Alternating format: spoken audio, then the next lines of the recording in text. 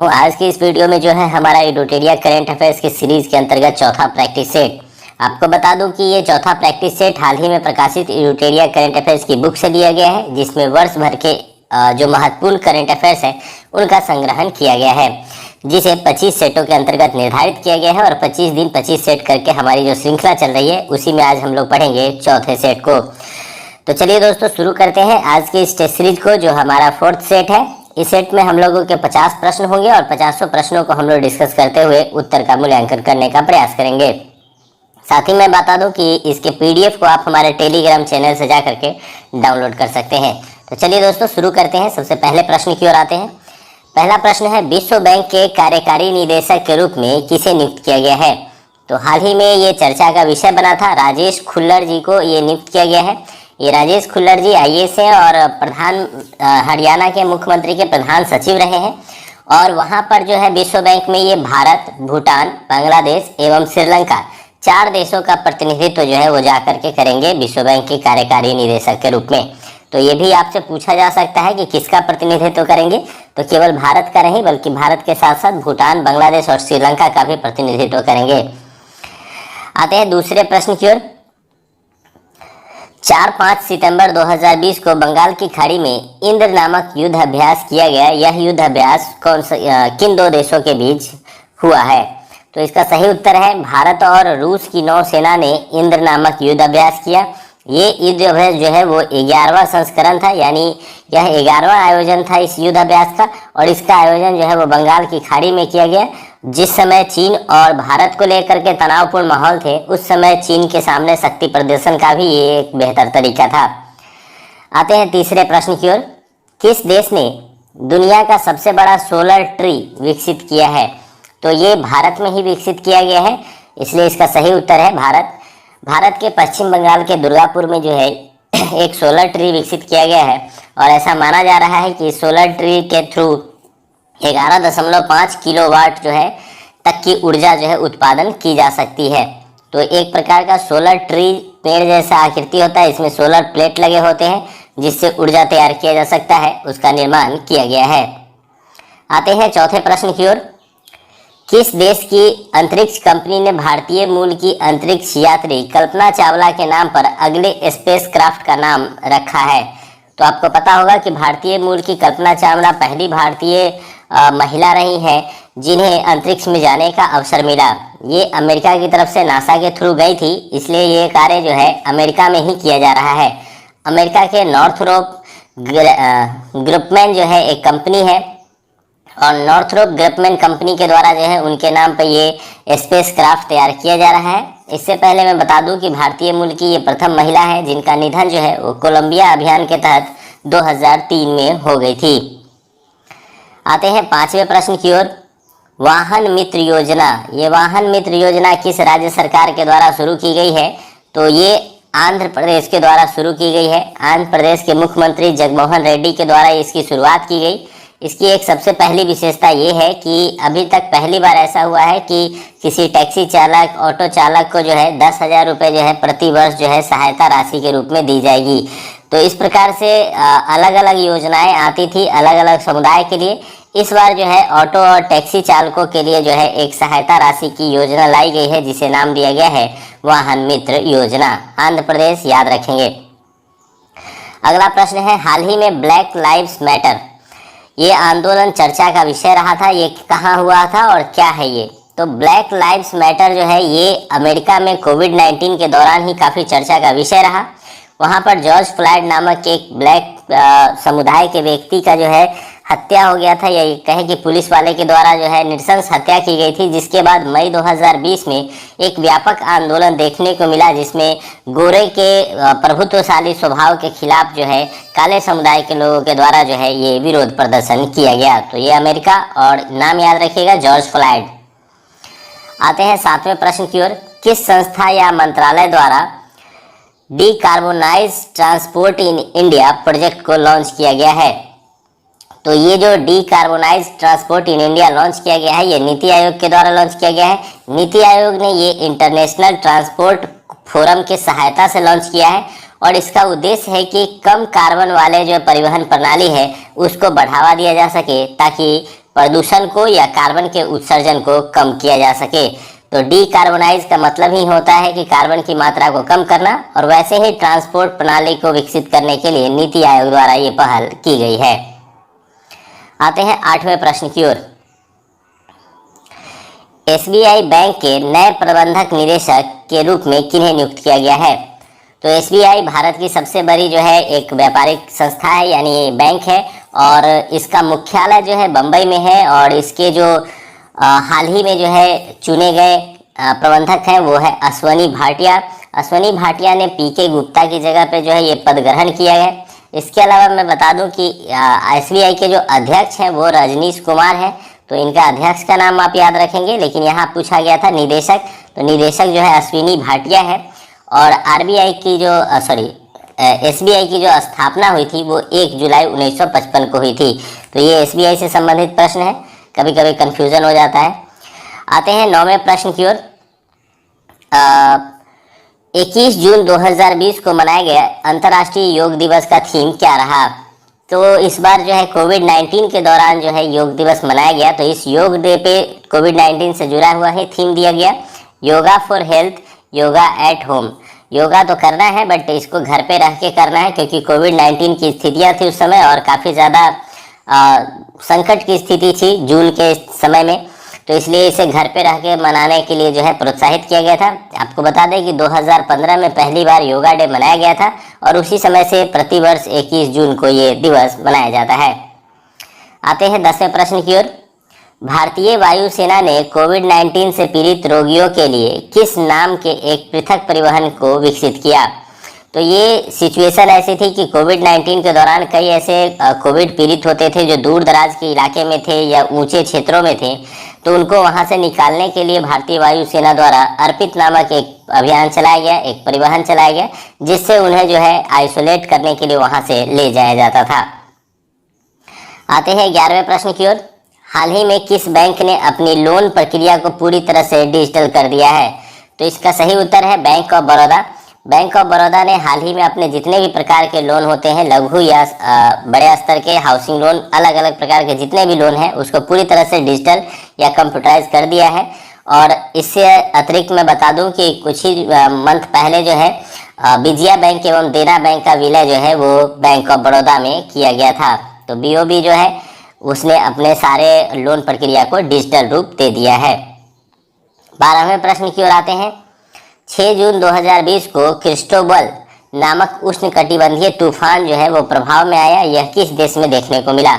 तो क्रिस्टोबल तूफान जो है ये देखने को मिला था मैक्सिको में, क्योंकि मैक्सिको की खाड़ी में ही ये जो है तूफान उत्पन्न हुआ था, और इससे सबसे ज़्यादा प्रभावित होने वाला देश भी मैक्सिको ही था। आते हैं 13वें प्रश्न की ओर। हाल ही में भारत चीन विवाद चर्चा में रहा। चीन की सीमा को स्पर्श करने वाला भारत के कितने राज्य एवं केंद्र शासित प्रदेश हैं? तो भारत चीन सीमा विवाद जो है वो काफ़ी चर्चा में शुरू से ही बना रहा है, और 4 राज्य और 1 केंद्र शासित प्रदेश के साथ 5 जो है इसका सही उत्तर है।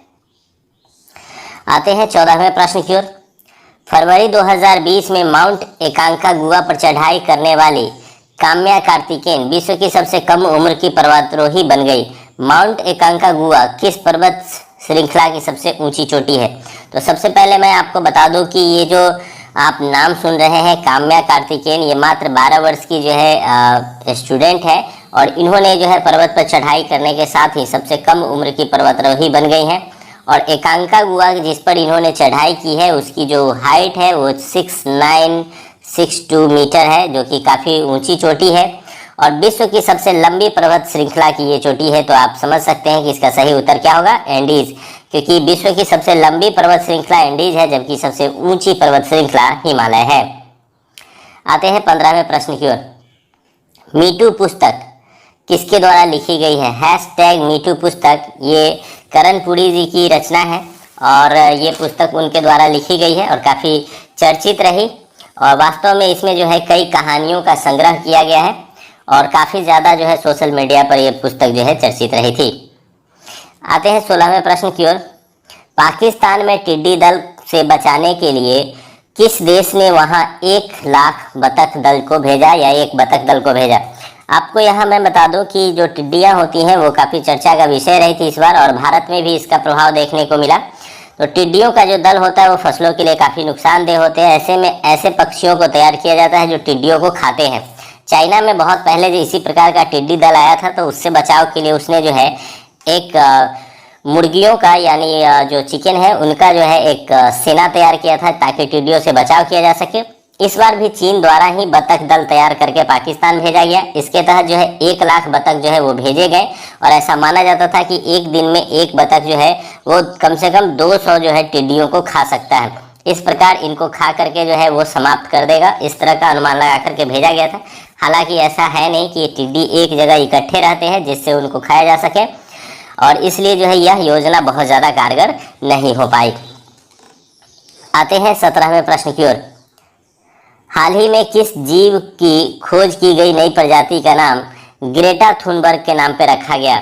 तो ग्रेटा थुनबर्ग जो थे वो स्वीडन के वैज्ञानिक थे, और उनके सम्मान में जो है लंदन के वैज्ञानिकों ने जो है घोंघे की नई प्रजाति का नाम जो है वो ग्रेटा थुनबर्ग के नाम पर रखा है। तो सबसे पहले आप याद कर लेंगे कि ये थुनबर्ग जो थे वे स्वीडन से संबंधित थे, लेकिन जो घोंघे की प्रजाति खोजी गई और उसका नामकरण किया गया वो लंदन के वैज्ञानिकों द्वारा किया गया है। आते हैं 18वें प्रश्न की ओर।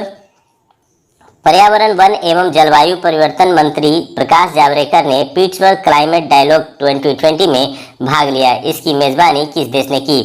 तो ये जो पिट्सबर्ग क्लाइमेट डायलॉग 2020 का आयोजन किया गया, यह 11वां आयोजन था इस तरह का।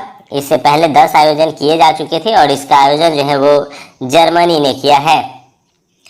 आते हैं 19वें प्रश्न की ओर। बैडमिंटन वर्ल्ड फेडरेशन के IM बैडमिंटन जागरूकता अभियान का ब्रांड एम्बेसडर किसे नियुक्त किया गया? तो इसमें जो है कई लोगों को ब्रांड एम्बेसडर के रूप में चुना गया है, जिसमें लगभग 8 की संख्या बताई जा रही है। लेकिन वर्ल्ड नंबर 1 PV सिंधु जो भारत की खिलाड़ी है, इन्हें भी ये अभियान के अंतर्गत एम्बेसडर चुना गया है। तो भारत से संबंधित एम्बेसडर के रूप में PV सिंधु हैं, जो 8 खिलाड़ी जिनको नियुक्त किया गया था ब्रांड एम्बेसडर के तौर पे, ताकि IM बैडमिंटन यानी बैडमिंटन के प्रति लोगों में जागरूकता को बढ़ावा दे सके। आते हैं 20वें प्रश्न की ओर। हाल ही में किस देश को यूरोपीय संघ से बाहर निकलने की मंजूरी मिल गई है? तो यूरोपीय संघ से बाहर निकलने वाला देश बन गया है ब्रिटेन। ब्रिटेन ने हाल ही में जो है यूए की जो यूरोपियन संघ की यूनियन है उससे बाहर निकलने की घोषणा की, और ऐसा करने वाला वो पहला देश बना है। वह 47 वर्षों तक यूरोपियन यूनियन का जो है सदस्य रहा, और उसके बाद उसने जो है इसे छोड़ दिया है। आते हैं 21वें प्रश्न की ओर। SAREX search and research exercise भारतीय तटरक्षक अभ्यास का आयोजन कहाँ किया गया? तो आपको पता है कि समुद्री क्षेत्र में भारत का एक तटरक्षक अभ्यास होता है, यानी तटरक्षक दल होता है जिसका काम होता है कोस्ट गार्ड, और वो समुद्री सीमा में भारत की रक्षा करते हैं। तो उनका जो है एक सर्च अभियान या सर्च अभ्यास चला, जिसका आयोजन जो है वो गोवा में किया गया। गोवा के वास्को में जो है मार्च 2020 में ये आयोजन किया गया था। आते हैं नेक्स्ट 22वें प्रश्न की ओर। आदिवासी छात्रों के छात्रावासों के लिए ISO प्रमाण पत्र पाने वाला देश का पहला राज्य कौन बन गया है? तो SC/ST समुदाय के लिए जो है विभिन्न राज्यों में हॉस्टल की व्यवस्था की गई है। उन हॉस्टल्स में सुविधाओं के आधार पर ISO प्रमाण पत्र दिया जाता है, और यह प्रमाण पत्र दिया गया है उड़ीसा राज्य को, क्योंकि उसने उन हॉस्टल में जितने भी प्रकार के आधुनिक सुविधा हो सकते हैं वो सभी सुविधा दिए हैं। इसके अलावा अलग से जो है इसके लिए एक मिशन चलाया गया जिसका नाम ही रखा गया मिशन सुविधा, ताकि उन्हें सुविधा मिल सके, और इन सुविधाओं के कारण ही ओडिशा के हॉस्टल्स को जो है ISO प्रमाण पत्र प्राप्त हुआ है। आते हैं 23वें प्रश्न की ओर। फीफा अंडर 17 महिला विश्व कप का आयोजन भारत में किस वर्ष में किया जाएगा? तो ये जो महिलाओं के लिए जो है अंडर 17 विश्व कप का आयोजन होने वाला है, ये 2021 में आयोजित किया जाएगा। इससे पहले मैं बता दूं कि पुरुष अंडर 17 वर्ल्ड कप भी भारत में 2017 में आयोजित हुआ था, और ये इस बार जो है महिलाओं का आयोजित होगा। ये महिलाओं का आयोजित होने वाला 7वां संस्करण होगा फुटबॉल का। ये 7वां संस्करण भारत में 2021 में आयोजित किया जाएगा। आते हैं 24वें प्रश्न की ओर। हाल ही में सुर्खियों में रहा सुखना झील, जिसे जीवित इकाई का दर्जा दिया गया है, यह किस शहर में स्थित है? तो सुखना झील जो चर्चा में रहा, ये एक शिवालिक की श्रेणी के निचले क्षेत्रों में पाया जाता है और ये चंडीगढ़ में स्थित है। और ये हाल ही में जो है अपने जीवित इकाई के दर्जे के लेकर के जो है काफ़ी चर्चा में रहा। तो यहाँ से प्रश्न बन सकता है कि किसे जो है जीवित इकाई का दर्जा दिया गया है और नाम भी पूछा जा सकता है। तो ये 2-3 बिंदु है जिसे आप लोग जरूर ध्यान में रखेंगे। आते हैं 25वें प्रश्न की ओर। फ्रीडम हाउस संस्था द्वारा जारी freedom in the world report 2020 में भारत को कौन सा स्थान प्राप्त हुआ है? फ्रीडम हाउस द्वारा जारी freedom in the world report 2020 में भारत को कौन सा स्थान प्राप्त हुआ है? तो मैं आपको बता दूं कि अमेरिकी एक संस्था है जिसका नाम है फ्रीडम हाउस। इसी के द्वारा ये रिपोर्ट जारी किया जाता है और इस रिपोर्ट में भारत को जो है वो 83 रैंक मिला है। और 83 की रैंक में वो पहले मतलब अकेले नहीं है, वो 2 अन्य देशों के साथ है, जैसे तिमोर लेमेस्ते और सेनेगल। ये 2 देश हैं जिसके साथ संयुक्त रूप से उसे 83 रैंक मिला है। और इसमें अंक दिए गए थे कि कौन जो है फ्रीडम वाले लोकतंत्र के रूप में है या नहीं है। इसमें पहला स्थान जो है वो फिनलैंड, नॉर्वे और स्वीडन को संयुक्त रूप से मिला, जिन्हें 100 में 100 अंक प्राप्त हुए हैं। और भारत भी 3 देशों के साथ जो है वो 83 रैंक पे आया। तो इस तरह से 83 याद रखेंगे। हाल ही में चर्चा में रहा 2020 AV2 क्या है? तो ये एक प्रकार का क्षुद्रग्रह है जिसकी हाल ही में खोज की गई थी और माना जा रहा है कि ये पृथ्वी के काफ़ी नज़दीक क्षेत्रों में पाया गया है।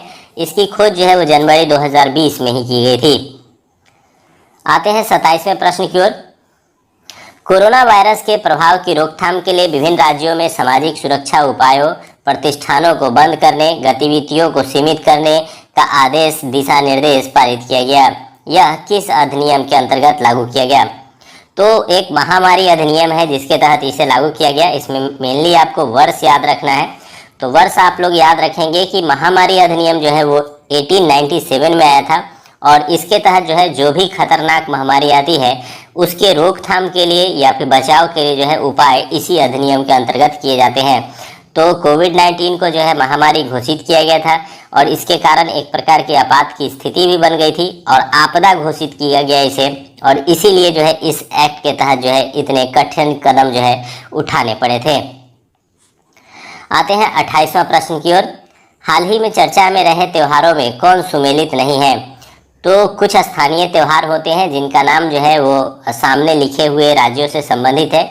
जुड़ शीतल का त्यौहार आपको पता है कि ये बिहार से संबंधित है। अबुबाची मेला ये भी असम से संबंधित है। रोंगाली बिहू ये अरुणाचल प्रदेश और विशु केरल। तो ये जो है ये तीनों सुमेलित है। ये सुमेलित नहीं है क्योंकि अरुणाचल प्रदेश नहीं असम होगा। और जो अप्रैल के माह में बिहू का त्यौहार होता है उसे रोंगाली बिहू कह करके संबोधित किया जाता है। तो इसका सही उत्तर होगा असम। और इस प्रकार से जो सुमेलित नहीं है वो सी। सुर्खियों में रहा काला पानी विवाद किन 2 देशों के मध्य मुख्य रूप से जाना जाता है? हाल ही में ये काला पानी विवाद आया था। उत्तराखंड के क्षेत्र में जो है भारत और नेपाल के बीच जो है ये विवाद का बिंदु है। काला पानी को लेकर के सीमा विवाद है। भारत इसे अपने मैप में दिखाया जबकि नेपाल ने अपने नए मैप में जो है काला पानी को अपने सीमा क्षेत्र में दिखाया, जिसके कारण ये विवाद की स्थिति बन गई। और कुछ संदर्भों में देखें तो भारत, नेपाल और चीन की सीमा इसके आसपास टकराती है, जिसके कारण ये विवाद का विषय बन गया है। आते हैं 30वें प्रश्न की ओर। विशाखापट्टनम स्थित LG polymers India private limited में गैस का रिसाव हुआ था और जिसके कारण कई लोगों की मृत्यु हो गई थी। तो कौन सा गैस था जिसका रिसाव किया गया था? तो ये एक घटना हुई थी विशाखापट्टनम में और काफ़ी जो है ये दर्दनाक घटना थी क्योंकि इसमें 11 लोगों की मौत हो गई थी और कई लोग गंभीर रूप से घायल हुए थे और गैस के रिसाव के कारण हुआ था। यहाँ पे जो गैस रिसाव हुआ था उसका नाम था स्ट्रीम। आते हैं अगले प्रश्न की ओर। 31वें प्रश्न में आते हैं। अगस्त 2020 में किस व्यक्ति को बेलारूस के राष्ट्रपति के रूप में चुना गया है? तो बेलारूस के जो राष्ट्रपति चुने गए हैं वो है अलेक्जेंडर लुकाशेंको और अलेक्जेंडर लुकाशेंको वहाँ के नए राष्ट्रपति के रूप में चुने गए हैं। यह एक पूर्वी यूरोप का देश है बेलारूस, जो कि एक स्थल रुद्ध देश के रूप में जाना जाता है। इसकी राजधानी मिन्स्क है। 32वें प्रश्न की ओर आते हैं। 17 अगस्त 2020 को प्रसिद्ध व्यक्ति पंडित जसराज जी का निधन हो गया। उनका संबंध किस क्षेत्र से था? तो पंडित जसराज जी जिनका हाल ही में निधन हुआ है वो शास्त्रीय गायक थे और उनका संबंध मेवाती घराने से था। हर शास्त्रीय गायक का एक घराना माना जाता है। इनका जो घराना जो है वो क्या था, मेवाती घराना। ये मेवाती घराना से संबंधित थे और ये अपने शास्त्रीय गायन के साथ साथ विश्व प्रसिद्ध भी थे। इसी कारण से अंतर्राष्ट्रीय खगोलीय संघ द्वारा इनके नाम पर एक ग्रह का भी नाम रखा गया था। तो इस तरह से आप इसे याद रख सकते हैं कि एक हिन ग्रह के नाम पे जो है इनके नाम पे जो है एक ग्रह का भी नाम रखा गया था अंतर्राष्ट्रीय खगोलीय संघ द्वारा। भारत के पूर्व राष्ट्रपति प्रणब मुखर्जी का निधन 31 अगस्त को हुआ है। उन्होंने निम्नलिखित में से कौन सी पुस्तक नहीं लिखी है? तो वे काफ़ी ज़्यादा पुस्तकों पे विचार व्यक्त करते थे और कई जो है उनकी पुस्तकें काफ़ी चर्चित रही, जैसे द कोलिशन ईयर, ये काफ़ी चर्चित पुस्तक रही। The dramatic decade, the turbulent year and era of darkness. इन चारों पुस्तकों में ये जो चौथी पुस्तक है इरा ऑफ डार्कनेस, ये उनके द्वारा नहीं लिखी गई है। ये जो लिखी गई है ये शशि थरूर द्वारा लिखी गई है। तो आप इसे याद रखेंगे, ये इरा ऑफ डार्कनेस जो है वो किनकी पुस्तक है? शशि थरूर। 34वें प्रश्न की ओर आते हैं। 15 अगस्त 2020 को पूर्व क्रिकेटर खिलाड़ी महेंद्र सिंह धोनी ने संन्यास लेने की घोषणा की। उनकी कप्तानी में किस वर्ष भारत ने एक दिवसीय क्रिकेट विश्व कप जीता था? तो 2011 का वर्ल्ड कप जो है वो धोनी की कप्तानी में जो है भारत ने जीता था। उससे पूर्व भारत ने 1983 में जो है कपिल देव की कप्तानी में जो है ये वर्ल्ड कप जीता था। और इसके अलावा धोनी ने 2007 में T20 वर्ल्ड कप भी अपनी कप्तानी में जीता था। आते हैं अगले प्रश्न की ओर, जो है हमारा 35वां प्रश्न।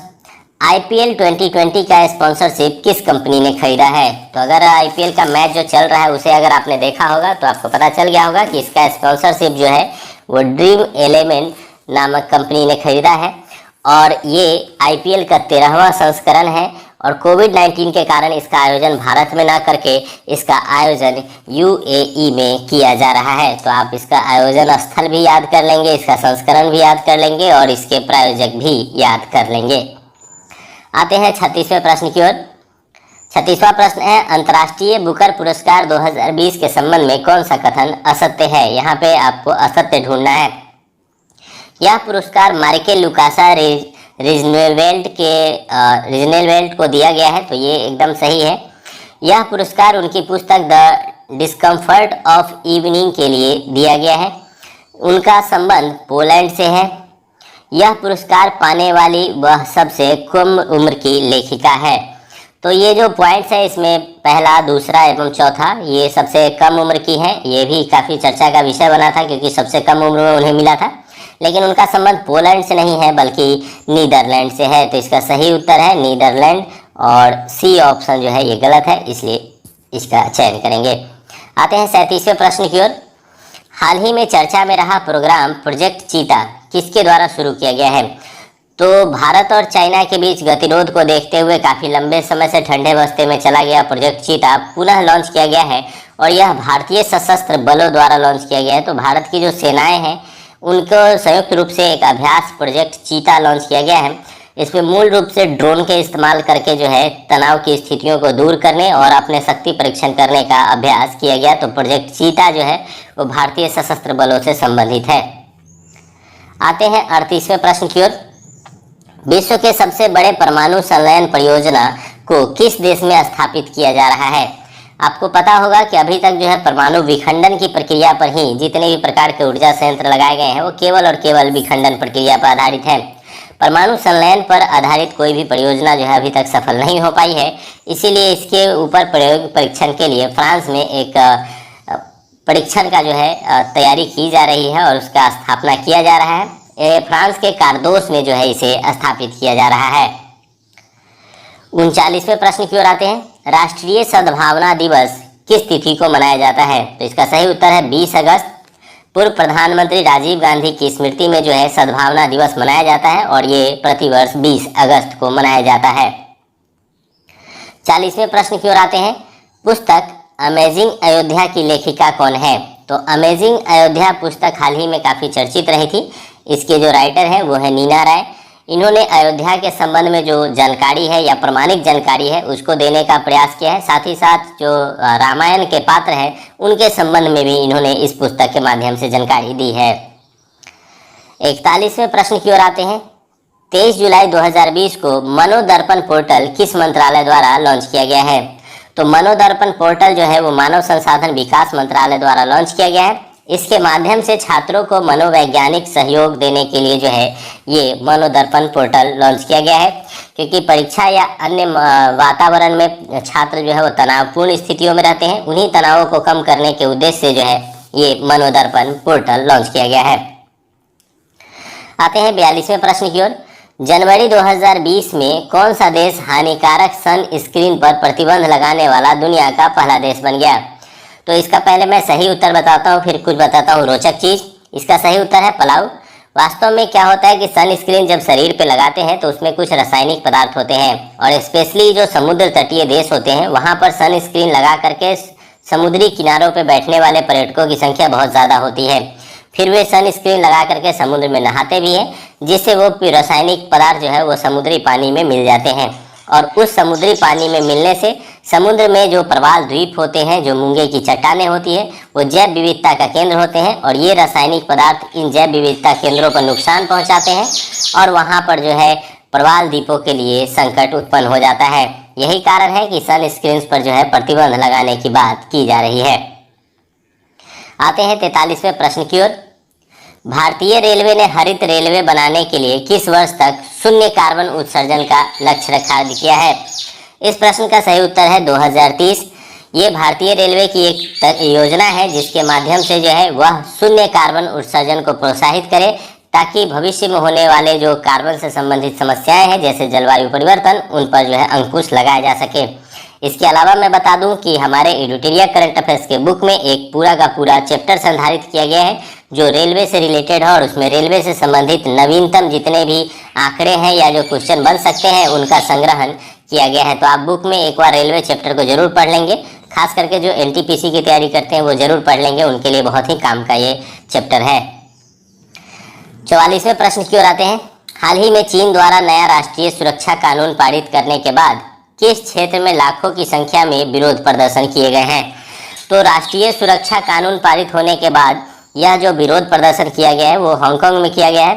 हांगकांग जो है वो एक अधीनस्थ क्षेत्र बन गया हुआ है चीन का, और चीन द्वारा जो नई कानून नीति लागू की गई उसे जबरदस्ती हांगकांग पर थोपा जा रहा है, जिसके कारण हांगकांग में जो है इसके खिलाफ विरोध प्रदर्शन किया गया, और काफ़ी लंबा विरोध प्रदर्शन कोविड-19 के दौरान इसे देखने को मिला। आते हैं 45वें प्रश्न की ओर।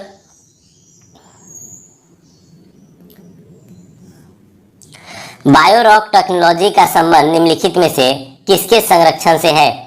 तो बायोरॉक जो है यानी जैव पाषाण, बायोरॉक को हम लोग हिंदी में जैव पाषाण कहते हैं। जैव पाषाण टेक्नोलॉजी का संबंध निम्नलिखित में से किससे है? तो जैव पाषाण होते हैं प्रवाल भित्ति, यानी जो मूंगे की चट्टानें होती हैं समुद्री क्षेत्रों में जो प्रवाल भित्ति होते हैं उन्हीं को जो है बायोरॉक या प्रवाल भित्ति कहा जाता है, और ये समुद्री जैव विविधता के केंद्र माने जाते हैं, और समुद्री क्षेत्रों में जो है यह जीवों का एक समुदाय के रहने का सबसे अच्छा जगह माना जाता है। तो प्रवाल भित्ति जो है उसी को बायोरॉक कहा जाता है, और बायोरॉक टेक्नोलॉजी जो है वो प्रवाल भित्ति से संबंधित है। आते हैं 46वें प्रश्न की ओर। हाल ही में उपभोक्ता संरक्षण अधिनियम में संशोधन किया गया है, यह अधिनियम किस वर्ष लाया गया था? तो उपभोक्ता संरक्षण अधिनियम जो है वो 1986 से संबंधित है, और वास्तव में ये उपभोक्ता संरक्षण क्या है? तो मिलावट की वस्तुएं, कालाबाजारी, नापतोल में मात्रा को कम होना से संबंधित जैसी समस्याओं को लेकर उपभोक्ता को संरक्षण प्रदान करता है। यानी आप किसी भी दुकानदार या ऐसे व्यक्ति जिसके द्वारा आपको गलत चीज़ परोसी जा रही है तो उसके खिलाफ जो है आप उपभोक्ता संरक्षण के माध्यम से आप अपनी बात रख सकते हैं, और जागो ग्राहक जागो जैसे विचारधारा इसी संरक्षण के माध्यम से लाया गया था। आते हैं 47वें प्रश्न की ओर। WHO द्वारा जारी घोषणा के अनुसार कौन सा देश मीजल्स और रूबेला वायरस को समाप्त करने में पूर्णतः सफल हो चुका है?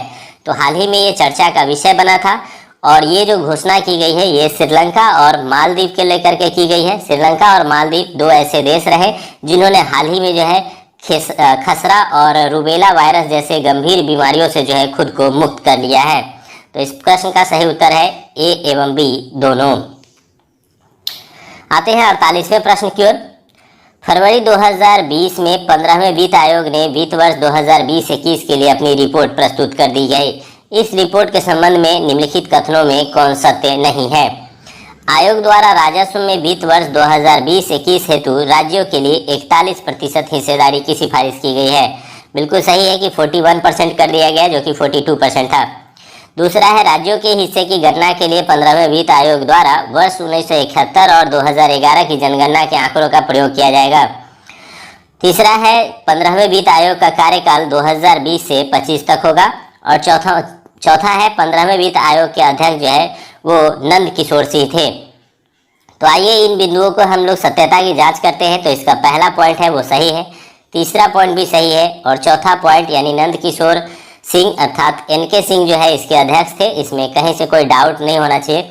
और इसका जो गलत उत्तर है वो है बी, क्योंकि जो 15वां वित्त आयोग है इसमें ये स्पष्ट कहा गया है कि 1971 नहीं, केवल 2011 के जनसंख्या आंकड़ों के आधार पर ही इस वित्त के माध्यम से राज्यों को पोषण यानी प्रतिशत जो है वो प्रदान किया जाएगा।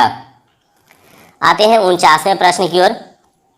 संयुक्त राष्ट्र में भारत के अस्थायी प्रतिनिधित्व के रूप में किसे नियुक्त किया गया है? तो संयुक्त राष्ट्र में भारत के अस्थायी प्रतिनिधित्व के रूप में इंद्रमणि पांडे जी को नियुक्त किया गया है, जो जिनेवा में अपना कार्य सौंपे जाएंगे या जिनेवा में वो अपना कार्य करेंगे। जिनेवा में जितने भी संयुक्त राष्ट्र से संबंधित संस्थाएं हैं वहां पर वो भारत के रूप से जो है प्रतिनिधि के रूप में काम करेंगे। तो इंद्रमणि पांडे आप याद रखेंगे, जिनेवा क्षेत्र में संयुक्त राष्ट्र संघ में भारत के अस्थायी प्रतिनिधित्व के रूप में कार्य करेंगे। आते हैं 50वें प्रश्न की ओर, जो कि आज का हमारा टेस्ट सीरीज का लास्ट प्रश्न है। किस देश ने अपना पहला मंगल मिशन लॉन्च किया है जिसका नाम होप मार्स मिशन रखा है? तो होप मार्स मिशन की इम्पोर्टेंट इसलिए है क्योंकि हाल ही में संडे को आयोजित उत्तर प्रदेश पीसीएस के एग्जाम में जो है ये प्रश्न पूछा भी गया था, और ये हमारा प्रश्न जो है ये यूएई से संबंधित है। होप मार्स मिशन जो है वो जापान की सहायता से जो है ये सफल होगा, और यह पहला अरब देश है जिसने इस तरह का जो है मार्स मिशन प्लान किया है। तो इस प्रश्न का जो सही उत्तर है वो है यूएई। तो उम्मीद करते हैं कि ये 50 क्वेश्चनों की जो टेस्ट सीरीज की श्रृंखला है 25 दिन 25 टेस्ट, उम्मीद करते हैं आप लोगों को पसंद आ रही होगी। तो इसे ज़रूर जो है आप पढ़िए।